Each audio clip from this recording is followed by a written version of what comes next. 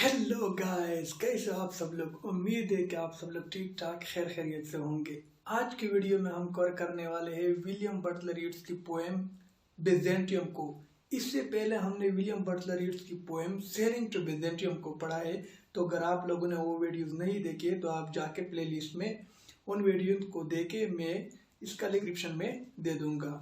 Byzantium के ऊपर William Butler Yeats ने 2 पोएम लिखे हैं। ऐसे क्या खास वजह है कि उसने बिजेंटियम को ही चूज किया और इसके ऊपर 2 पोएम्स कंपोज कर डाले।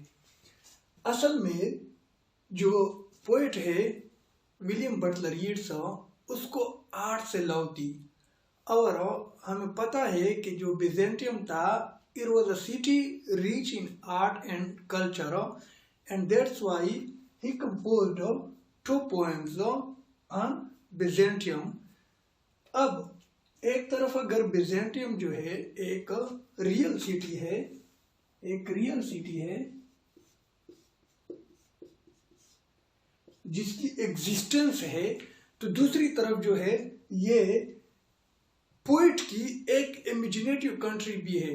एक अनफेमिलियर फार ऑफ सिटी है जो कि टाइम और स्पेस से आउटसाइड है, जिसमें जो विलियम बटलर यीट्स है या जो पोएट है वो जाके रहना चाहता है और अपनी जो सोल है उसको प्यूरिफाई करना चाहता है। तो सेलिंग टू बिजेंटियम को हम दोनों कॉन्टेक्स्ट में ले सकते हैं। एक तो ये रियल सिटी भी है और दूसरा जो है अनफेमिलियर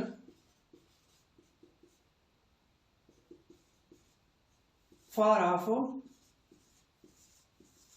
सिटी भी है, जो कि पोइट की इमेजिनेशन में है। अपनी थॉट्स में उनको ये कंसीडर करके बिजेंटियम को उनको एक आइडियल सिटी कंसीडर कर रहा है। अब अगर हम इसकी थोड़ा सा ओवरव्यू ले ले तो ये पोएम जो थी, इसकी जो आगे जो पोएम थी सेलिंग टू बिजेंटियम, उनको उसने 1926 में पब्लिश करवाया था। अब इस पोएम को उसने क्या किया था, कब पब्लिश किया था? पब्लिश्ड इन 1930 में। इसको उसने 1930 में पब्लिश किया था। और किस चीज में पब्लिश किया था? इसकी एक वॉल्यूम थी, in the volume of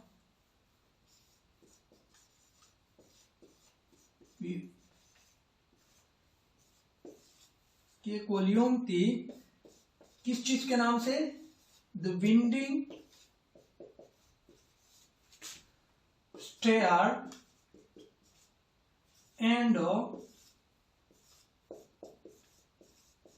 other poems.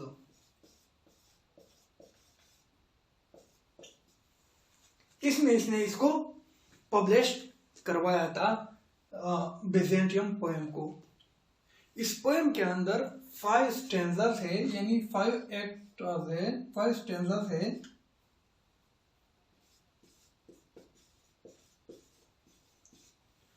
और हर स्टैंजास के अंदर 8 लाइन्स है, यानी कि टोटल 40 लाइन्स का ये पोएम है। टोटल 40 लाइन्स का पोएम है।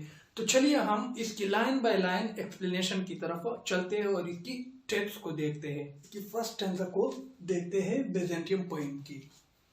टेक्स्ट को पढ़ते हैं और फर्स्ट जो सेंटेंस है उसको रीड आउट करते हैं। The unpurged images of the day recede. The emperor drunken soldiery are abed. अब इसकी जो फर्स्ट लाइन है ये बहुत ज्यादा सिंबॉलिक है। The unpurged, unpurged का मतलब होता है impure, unclear या blurred, जो जिसको आपको पता ही नहीं हो, क्लियर हो, ब्लड हो, आपको नजर नहीं आ रहा हो, क्लियर हो, उसको अनपट कहते हैं। Images of the day recede. Recede means withdraw, go into previous position, यानी कि खत्म होना। दिन की जो अनपट, जो अनक्लियर, जो ब्लड इमेजेस है वो खत्म हो चुकी है, अपनी प्रीवियस पोजीशन में जा चुकी है।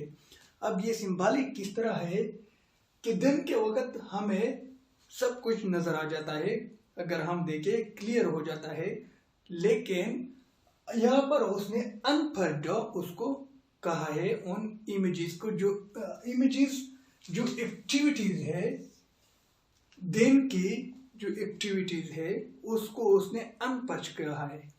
अब हमें पता है कि जो बेड एक्टिविटीज होती है ज्यादातर वो लोग रात के वक्त करते हैं, जिस तरह के डाका है, चोरी है या और जो एक्टिविटीज है जो वक्त क्लियर नहीं होते, हमें पता नहीं चलता कि ये हो रहे या नहीं हो रहे, तो रात के वक्त वो क्लियर हो जाते हैं। तो इसी वजह से उसने अनपर्ड इमेजेस और सिंबॉलिक का यूज किया है यहाँ पर इस सेंटेंस को। The emperor drunken soldiery are bed. Emperors की जो ड्रंकन सोल्जरी है, नाइट की यहाँ पर रेफरेंस दे रहा है कि जो ड्रंकन है उसने भी क्या है, शराब पी के वो भी सो चुका हुआ है। यानी कि असल में उसकी ड्यूटी क्या है, उसकी सल्तनत की हिफाजत करना है, लेकिन वो भी शराब पी के सो चुका हुआ है। यहाँ पर इसकी एक रेफरेंस जो आयरिश फ्रीडम स्ट्रगल थी उसकी तरफ भी है कि वो अब खत्म हो चुकी है और जो रिबेलर्स है यानी कि जश्न मनाने वाले वो अब रेस्ट करने चले गए हैं। नाइट रेसोनेंस, रेसोनेंस मीन्स जो गूंज है, इको है या वॉइसेस है, रिसीव का जो आवाज आती है, जो लोगों की जो एक्टिविटीज होती है, ये जो लोग मसरूफ होते हैं, जो बाहर का शोर होता है वो क्या है, अब खत्म हो चुका है। Night walkers song, night walkers, अब नाइट वॉकर्स जो सड़कों पर रात के वक्त लोग चलते हैं उनका भी कहते हैं, और यहाँ पर जो यूज किया गया है वो प्रोस्टिट्यूट्स के लिए यूज किया गया है। जो तवाइफ होती है वो रात के वक्त कस्टमर की तलाश में वो रोडों पर फिरती है और लोगों को आवाजें देती है, तो उनकी भी जो आवाजें है, ये जो कॉल्स है वो रिसीव हो चुकी है, यानी कि खत्म हो चुकी है। कब खत्म हो चुकी है ये आवाजें, अब वो इस नेक्स्ट लाइन बताया है इस पोएट ने। After great cathedral gong, cathedral यहाँ पर बिजेंटियम के अंदर जो कैथेड्रल थी, ये जो चर्च था सेंट सोफिया के नाम से, सेंट सोफिया यानी कि सेंट सोफिया, सेंट सोफिया जिसको अब मास्क में कन्वर्ट किया गया है, उसकी तरफ ये रेफरेंस दिया गया है। After great cathedral gong, gong, gong means यहाँ पर चर्च में एक घंटी की तरह लगी होती है जिसको हथौड़ा या हैमर मार के उनसे एक आवाज निकलती है। तो उस आवाज के बाद जो चर्च में लगी हुई है ये सब चीजें खत्म हो चुकी है, यानी इसने मिडनाइट की जो आवर है उसकी प्रोक्लेमेशन कर दी है, और इसके साथ ही ये सारे चीजें जो है, ये जो ड्रंकन सोल्जरी है, ये जो दिन के वक्त जो एक्टिविटीज थी, ये जो अनपर्क थी, और ये जो नाइट वॉकर्स थी, ये अब खत्म हो चुकी है। इसके अलावा गॉन्ग है, ये इस मानी में भी हम ले सकते हैं कि ये आपको मजहब की तरफ बुला रहा है। रिलीजन और Christianity wants you to come under the umbrella of religion, कि आपने क्या करना है कि आप जो कर रहे हो ये सब कुछ, यानी कि ये जो बेड एक्टिविटीज है, जो चोरी है और जो डाके है, और ये जो आप सो रहे हो शराब पी के और अपनी ड्यूटी से गाफिल हो गए हो, और ये जो सेक्सुअल प्लेजर्स में ये जो नाइट वॉकर्स है उसकी तरफ इशारा दे रहा है। ये जो तुम कर रहे हो सोसाइटी में ये गलत है। अब आप स्पिरिचुअलिटी की तरफ आ जाओ, तब ही आपको प्यूरिफिकेशन मिलेगी, तब ही आपकी कामयाबी है, वरना आपकी नाकामी है। नेक्स्ट लाइन को देखते हैं।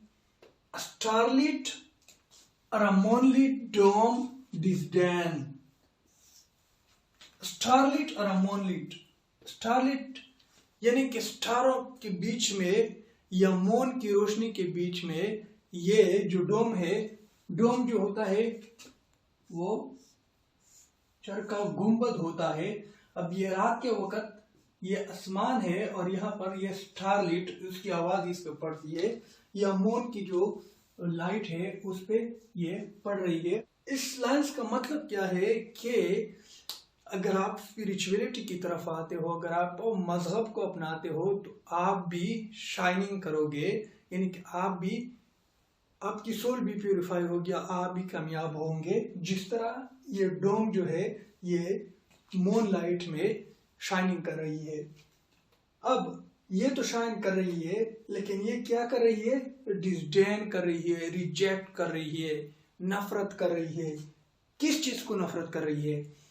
ऑल दैट मैन इज, ये जो सारे लोग हैं जो इस कैथेड्रल के डोम जो है इसके नीचे जो घूम रहे हैं, यानी कि इसे द होल अगर हम ले ले तो सारे ह्यूमंस बीइंग को ये इशारा कर रहा है कि जो बेजेंटियम है उनमें ये जो लोग घूम रहे हैं, ये जो इनएक्टिविटीज में ये जो बिजी है, ये इनको स्टेयर कर रहा है, इसके ऊपर गौर रहा है। ऑल मेयर कॉम्प्लेक्सिटीज, और उनकी जो सारी पैशंस है या जो कॉम्प्लेक्सिटीज है जिसको समझना ही मुश्किल है, जो कि अनक्लियर है या ब्लर्ड है। फ्यूरी एंड द मार of the human when. Fury means उनके जो गुस्सा है, मार मीन्स मर्डर। मर्ड किस चीज की निशानी है? ये इम्प्योर है अब ह्यूमन वेन, इंसानी खून की। अब ये सारे जो लोग हैं ये क्या है? फ्यूरी है, उनका गुस्सा है, उनका जो गुस्सा है, उनकी जो इम्प्यूरिफिकेशन है, जो उनके खून में जम हो चुकी है, जो उनकी रग में सरियत कर चुकी है। ये जो डोम है उनको ये इनको हकारत की नजर से देख रही है, ये उनसे नफरत कर रही है। ये जो सोसाइटी में आप लोग, ये जो सोसाइटी में ये जो ह्यूमन बींग्स गन फैला रहे हैं, ये डोम जो है उससे नफरत कर रही है और ये आपको स्पिरिचुअलिटी की तरफ, रिलीजन की तरफ बुला रही है। ये जो गॉन्ग दे रही है, प्रोक्लेमेशन कर रही है, चीख पुकार रही है और ये आपको जाना चाहती है कि आप रिलीजन की तरफ आओ।